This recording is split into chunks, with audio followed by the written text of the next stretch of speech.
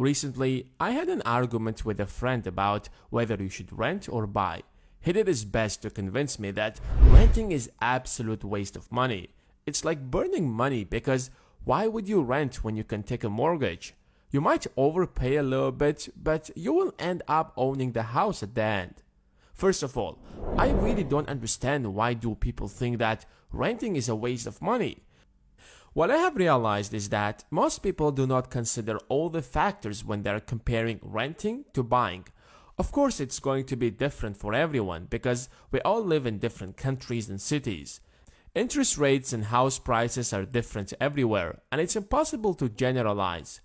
However, there are certain factors that would affect everyone, regardless of where you are. Let's say you are buying a house for $500,000 that you could rent for $2,000. First of all, you will have to make a down payment of, let's say, 20%, which is going to be $100,000 in this case. Let's say it's going to be a 30-year mortgage with a monthly payment of $2,430. At first look, it seems like there isn't much of a difference between buying and renting.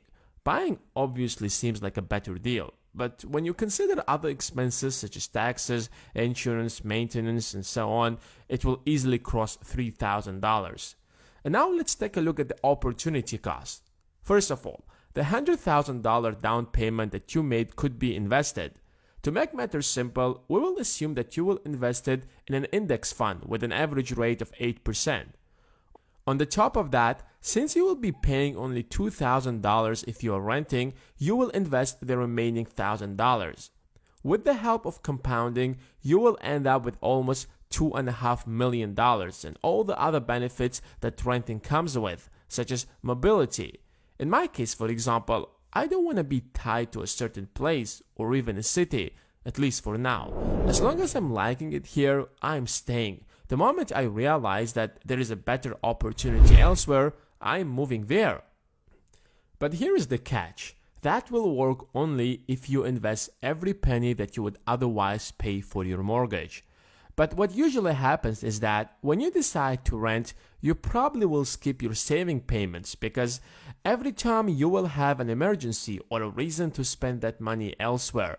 Let's be honest, it's much easier to skip your monthly contribution into your savings account than your mortgage payment. That's exactly why buying is a much better option for most people. Of course, these numbers aren't 100% accurate. Your rent, for example, isn't going to stay like that for 30 years. It will increase by at least 3%. So does your other expenses. But to be honest, when it comes to your case, you should look at the numbers in your city and do the math, and most importantly, if you choose to rent, are you confident that you have the discipline to keep investing the remaining amount?